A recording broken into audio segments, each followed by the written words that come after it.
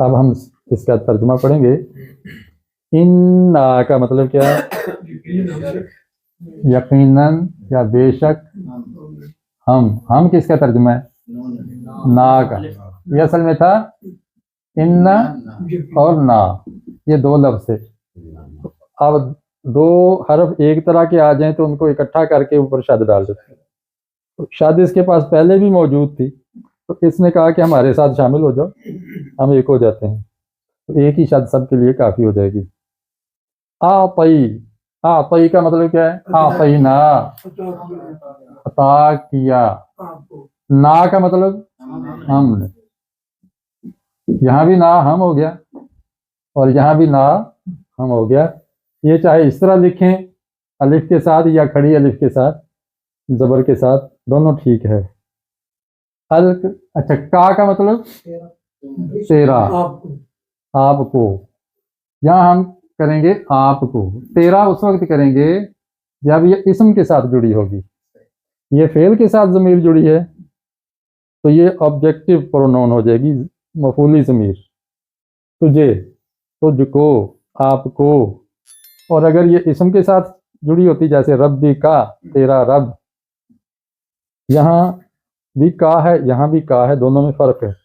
اس سے پہلے اسم آ گیا اور اس سے پہلے فعل آ گیا ہے.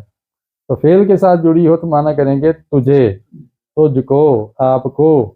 اسم کے ساتھ جڑی ہو تو پھر کوئی آپ کا، تیرا، یور کے معنی میں. الکوثر، کوثر، یہ خود اس کا ترجمہ کرنے کی ضرورت ہی نہیں ہے کیونکہ یہ خاص نعمت ہے. حوض کوثر بھی، خیر کثیر بھی اس کا کہتے ہیں معنی. خیر ہم تشریح میں اس کو لے کے جائیں گے. یہاں ہم لا رہے ہیں کہ یقیناً ہم نے عطا کی، ہم نے آپ کو کوثر. تو یہ ہم دو دفعہ آ گیا اور پھر یہ انا بھی آ گیا، تو اس کا مطلب زور بہت پیدا ہو گیا ہے، تاکید. فتح کے لیے بھی یوز کریں جی فتح. ہاں، فتح جو بھی کثرت سے چیز آ جائے وہ کوثر ہے. فا، پس، اس کا معنی لہٰذا بھی کہہ سکتے ہیں. لہٰذا صلی، نماز پڑھ، نماز پڑھ، صلاۃ قائم کر، نماز پڑھ. لی، لیے. ربی، رب. کا، تیرے، یعنی اپنے. تو اپنے رب کے لیے نماز پڑھ. وا، اور. ان ہر، نہر کہتے ہیں سینے کو، یہ نہر ہے. تو جب اونٹ کو ذبح کرتے ہیں تو وہ نہر سینے سے کرتے ہیں، پرچہ مار کے، وہاں سے یہ نہر. تو قربانی کر. ان، بے شک، بے شک. شانی آ، شانی آ، دشمن. ایک ہوتا ہے شأنیہ، یہاں پر حمزہ اگر پڑھ دیں گے شأنی. اس شأنی کا معنی ہوتا ہے کام، افیئر، کوئی معاملہ، کوئی قضیہ، کوئی مسئلہ. شأنی جیسے قرآن میں ہے کل یوم ہوا فی شأن، وہ ہر روز ایک نئی شان اور ایک نئے کام پہ ہوتا ہے. تو شأن ہوتا ہے حمزہ کے جھٹکے کے ساتھ ہو تو پھر کام، اور اگر الف ہو صرف شانی، اس کا معنی دشمن. اور کا میں نے آپ کا یا تیرا. ہوا، وہ. الابتر، ابتر ہے. ابتر کسے کہتے ہیں؟ ہاں، جس کی نسل نہ چلے آگے. پنجابی میں کہتے ہیں امترا نکھترا. امترا شاید ابتر سے ہی نکلا ہے. تو یہ جو تیرا دشمن ہی امترا ہے، ابتر ہے، جس کی آگے نسل نہیں چلے گی. جڑ کٹا. ترجمہ با محاورہ دیکھ لیجیے، دیکھ لیں کہ انا اعطیناک الکوثر، بے شک ہم ہی نے آپ کو کوثر عطا کی ہے. فصلی لربک وانحر، بس آپ اپنے رب کی نماز پڑھیں اور قربانی کریں. ان شانئک ھو الابتر، بے شک تیرا دشمن ہی جڑ کٹا ہے، دم کٹا ہے، بے نام و نشان ہے۔ اب ایک دوسرے سے سن لیجیے ذرا ترجمہ۔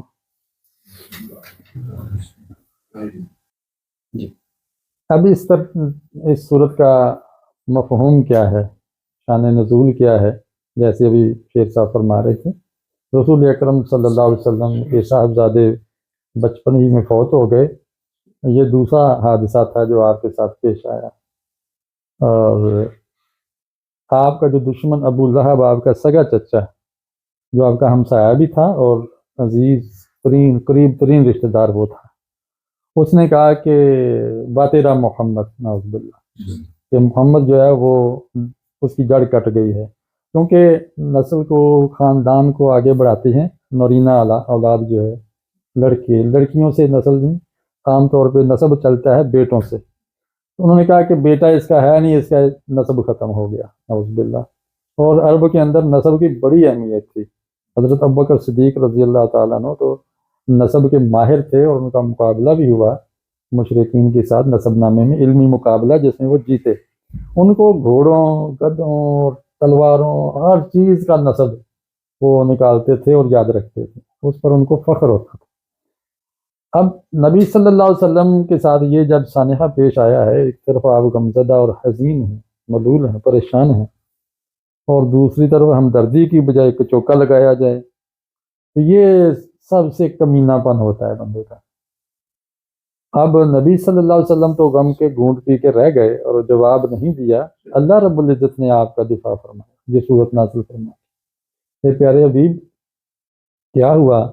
آپ کا لڑکا آپ کا بیٹا نہیں رہا ہے، واپس لے لیا میں نے آپ کو، میں روحانی فرزند اتنے دوں گا کہ آپ اس پر فخر کریں گے۔ تو نبی علیہ السلام نے فرمایا اس پر کہ آخرت میں کسی نبی کے پاس 2 ہوں گے پیروکار، کسی کے 4 ہوں گے، کسی کے 100 ہوگا، کسی کو 80 ہوگا، کسی کو 50، اور کسی کے پاس کوئی بھی نہیں ہوگا، لیکن میرے پیچھے ایک فوج ہوگی، ظفر موج ہوگی، سب ازدا نگاہ جو ہے وہ ساری سر ہوں گے۔ اس لیے نبی صلی اللہ علیہ وسلم اپنی کثرت امت پر فخر کریں، اور یہ بھی فرمایا کہ آپ شادی میں بھی رشتے کی، خاندان کی اس طرح تلاش کریں کہ کثرت سے اللہ تعالیٰ اولاد پیدا کرے، نیک لوگوں کی اولاد زیادہ ہونی چاہیے اس کے زیر تربیت، تاکہ لوگ زیادہ پھلے پھولیں اور زیادہ حق کو افرادی قوت ملے۔ ایک تو یہ خیر کثیر ہے جو یہاں مراد ہے۔ دوسری خیر کثیر یہ ہے کہ آپ کو حوض کوثر عطا فرمایا گیا، یعنی حشر کے میدان میں جب سارے پیاس سے بلبلا رہے ہوں گے اور پانی کہیں اور نہیں ہوگا، تو آپ کو ایک حوض کی نعمت دی جائے گی، جس سے آپ اپنے ماننے والوں کو پانی پلائیں گے، اور جو پانی پی لے گا اس کو پھر پیاس نہیں لگے گی۔ ایک طرف ابوبکر صدیق رضی اللہ تعالیٰ عنہ ہوں گے، دوسری طرف عمر فاروق ہوں گے حوض پہ، اور پیالے بھر بھر کے دیں گے۔ اچھا، جب یہ پانی دیا جائے گا تو ایک گروہ سے نبی علیہ السلام کو روک دیا جائے گا کہ ان کو نہیں آپ پانی دیں گے۔ یعنی اللہ کے حبیب فرمائیں گے کہ یا رسول اللہ، یہ میرے امتی، میرے ماننے والے، میرے پیروکار۔ تو نبی علیہ السلام سے فرمایا جائے گا کہ آپ کے بعد یہ لوگ، انہوں نے دین کے اندر طرح طرح کی چیزیں شامل کر دی تھیں اپنی طرف سے، اور اس کو دین کا نام دے دیا تھا، اس لیے آپ کو نہیں پتہ اس کا۔ اس پر نبی علیہ السلام غصے سے ان کو ڈانٹ دیں گے اور دھتکار دیں گے۔ یعنی جہاں پر ہمیں یہ نعمت ملے گی، وہاں پر اللہ نہ کرے کوئی لعنت کا بھی حقدار بن جائے اور اس سے محروم ہو جائے، اس سے اللہ ہمیں بچائے۔ آگے ہے کہ جب اتنی بڑی نعمت آپ کو ملی ہے تو آپ کو چاہیے کہ اس کا شکرانہ ادا کریں۔ نعمت کا شکر، سب سے بہترین شکر کا جو ذریعہ ہے نا دنیا میں، وہ نماز ہے۔ اس سے بہتر عاقب الصلاۃ لذکری، میرا اگر ذکر کرنا ہے، میرا نام بلند کرنا ہے، تو اس کا ذریعہ نماز۔ اور یہ ہر امت میں یہ نماز فرض رہی ہے، ہر نبی یہ نماز کا تحفہ لے کے آیا۔ اب بندہ کہے جی میں زبان سے شکر کرتا رہوں اور اذان سن کے نماز کی طرف نہ جائے، تو وہ شکر ادا نہیں کر رہا، وہ کفر کر رہا ہے، کفر میں نعمت ہے۔ اس لیے نبی صلی اللہ علیہ وسلم نے نماز کی اتنی اہمیت بیان کی، خود اس کی پابندی فرمائی، حتیٰ کہ نفل نماز، باقیوں پر اگر 5 نمازیں فرض ہیں تو نبی علیہ السلام پر 6 نمازیں تھیں۔ فتہجد بہ نافلۃ لک، تاکہ آپ کو مقام محمود مل جائے، عسیٰ ان یبعثک ربک مقاما محمودا۔ اس لیے نبی صلی اللہ علیہ وسلم کو شکرانے کے طور پر جو عمل دیا گیا وہ نماز ہے۔ اور ایک دفعہ تو آپ کے پاؤں سوجے ہوئے تھے، تو آپ کی اہلیہ نے کہا غالباً کہ یا رسول اللہ آپ تو بخشے بخشائے ہیں، آپ کو اتنی مشقت کی رات قیام کرتے ہوئے کیا ضرورت ہے؟ انہوں نے پتہ کیا فرمایا؟ افلا اکون عبدا شکورا، کیا میں اللہ کا شکر گزار بندہ نہ بنوں؟ تو گویا جو شکر کا بہترین طریقہ ہے وہ قیام اللیل ہے، وہ نمازیں ہیں، فرض نماز کے بعد بھی سنت ہے، نوافل ہیں، جتنی توفیق ہے زیادہ سے زیادہ اس کو پڑھ۔ دوسرے نمبر پہ ہے قربانی، ونحر۔ اب نحر سے جیسے عبدالرؤف صاحب پوچھ رہے تھے کہ اس سے مراد وہ خاص قربانی ہے یا کوئی بھی قربانی ہو سکتی ہے۔ دیکھیں ایک لفظ بول کے اس کے وسیع معنی بھی لیا جا سکتا ہے۔ اب قربانیاں تو ہر طرح کی ہو سکتی ہیں، خون بہانا بھی قربانی ہے، اور اللہ کے نزدیک سب سے محبوب عمل یہ خون بہانا ہے۔ اور خاص دن میں خاص طور پر یوم النحر میں خون بہانا بہترین نیکی ہے، سب سے اعلیٰ درجے کی بات ہے، پوری دنیا میں مسلمان اس دن قربانیاں کرتے ہیں۔ اس کے علاوہ بھی اللہ کے راستے میں اپنا خون بہا دینا، اس کے راستے میں شہید ہو جانا، پھر اپنی خواہشات کا خون کر دینا۔ دیکھیں نبی صلی اللہ علیہ وسلم نے جب ان اصطلاحات کو متعارف کرایا نا کہ مومن کیا ہوتا ہے، مسلم کسے کہتے ہیں، مہاجر یا مجاہد، تو ان کی ساتھ ڈیفینیشن کی ہے نبی علیہ السلام، اور کئی پہلوؤں سے کی ہے۔ مثلا کہا کہ مسلم کون ہوتا ہے؟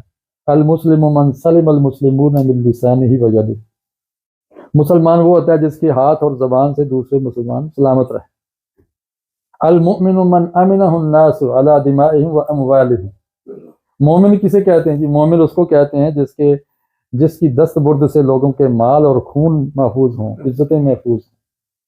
مہاجر کسے کہتے ہیں؟ المہاجر من حجر الخطایا والذنوب، نبی علیہ السلام نے خود وضاحت کی کہ مہاجر اس شخص کو کہتے ہیں جو گناہوں اور غلطیوں کو چھوڑ دیتا ہے۔ مجاہد کسے کہتے ہیں؟ المجاہد من جاہد نفسہ فی طاعت اللہ، مجاہد وہ ہے جس نے اللہ کی اطاعت میں اپنے نفس کے ساتھ جہاد کیا۔ تو گویا جو یہ اصطلاحات ہیں ان کا ایک متعین معنی ہے، اور ایک ہے اس کا وسیع مفہوم ہے۔ اس نحر سے بھی ہم وسیع مفہوم دے سکتے ہیں، جیسے ہم کہتے ہیں نا التحیات للہ والصلوات، ہم نے پڑھا تھا کہ والصلوات کا کیا معنی پڑھتے ہیں؟ بدنی عبادتیں۔ اب بدن کی عبادت صرف وضو کر کے مسجد میں 4 سجدے کرنا ہی نہیں ہے، جتنی بھی دوڑ دھوپ ہے دین کی خاطر وہ ساری بدنی عبادت، وہ علم کی خاطر آپ گھروں سے چل کے آئے ہیں یہ بھی صلاۃ ہے جی، اور آپ تلوار لے کے نکل جاتے ہیں یا دین کے پروگرام میں چلے جاتے ہیں، رحلت سفر باندھتے ہیں، تو یہ بھی صلاۃ ہے۔ یہ سب جسم میں بدن استعمال ہوتا ہے۔ اسی طرح یہ نحر جو ہے قربانی، یہ ہر طرح کی قربانی اس میں موجود ہے، نبی علیہ السلام نے تو دی نا۔ اب دیکھیں ایک بہت بڑی قربانی نبی علیہ السلام سے جو آخری لی گئی ہے سورہ احزاب میں، جس کا تذکرہ ہے، ایک رسم بد کو توڑنا تھا کہ منہ بولے بیٹے کی متعلقہ سے شادی۔ اب حضرت زید نے اپنی اہلیہ زینب کو طلاق دے دی رضی اللہ عنہم۔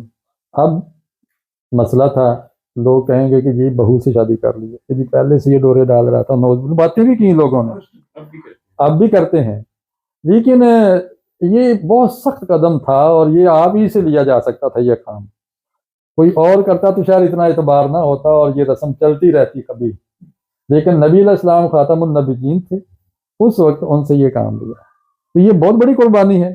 وقتی طور پر عزت جاتی ہوئی نظر آتی ہے کہ لوگ کیا کہیں گے، لیکن قیامت تک وہ عزت بن بھی جاتی ہے، وَرَفَعْنَا لَكَ ذِكْرَكَ۔ اور ایک کبھی رسم جو معاشرے میں کتنے ہی مسائل پیدا کر دیتی، وراثت کا مسئلہ تھا، رشتے ناطے کا مسئلہ تھا، کتنی ہی الجھنیں پیدا ہو جاتی، گھر گھر میں جھگڑے ہو جاتے، لیکن آپ علیہ السلام نے اللہ کے حکم سے ایک کبھی رسم کو توڑا اور یہ نکاح کیا، تو یہ بھی قربانی ہے۔